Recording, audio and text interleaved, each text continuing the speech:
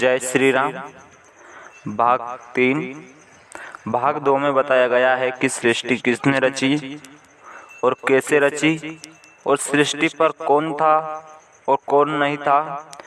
भाग 3 में उन नन्ही बूंदों में से एक ऐसी बूंद थी जो सृष्टि पर जीव प्राणियों के मात्र परमात्मा ने भेजने के लिए कुछ आत्माओं से पूछा। उन नन्ही बूंदों में से एक बूंद ऐसी थी जो इस रचना में आने को बिल्कुल तैयार नहीं थी। एक उस नन्ही सी आत्मा ऐसी थी जिसमें पृथ्वी पर इस सृष्टि पर आने में असमर्थ थी।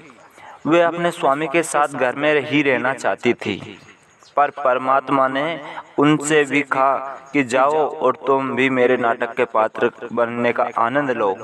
परमात्मा ने कहा है कि जाओ, उन नन्ही बूंद से कहा है कि जाओ तुम भी मेरे नाटक बनने का पात्र का आनंद लो। तब परमात्मा ने हर आत्मा पर जो उसके साथ रहना चाहती थी मोहर लगा दी और उनसे वादा किया कि एक दिन मैं तुम्हें वापस तुम्हारे असली घर यहाँ आपसे पास बुलवा लूँगा।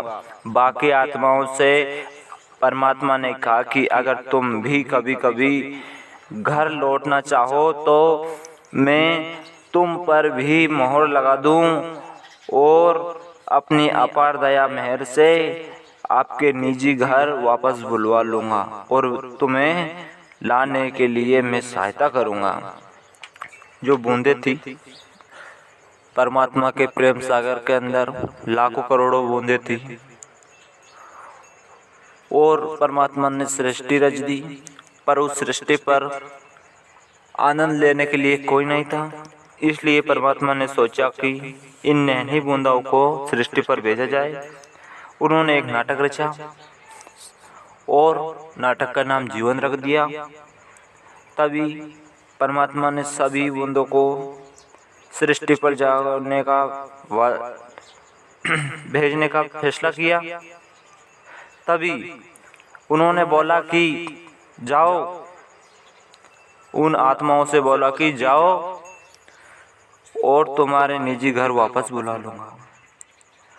कभी कभी ऐसा होता है जैसे कि आत्मा कभी मरती नहीं। ये शरीर है अपना, ये मात्र जीवन है। शरीर एक पोशाक है, वस्त्र है जो बदल दिया और वो तो आत्मा तो सदा अमर है और अमर ही रहेगी।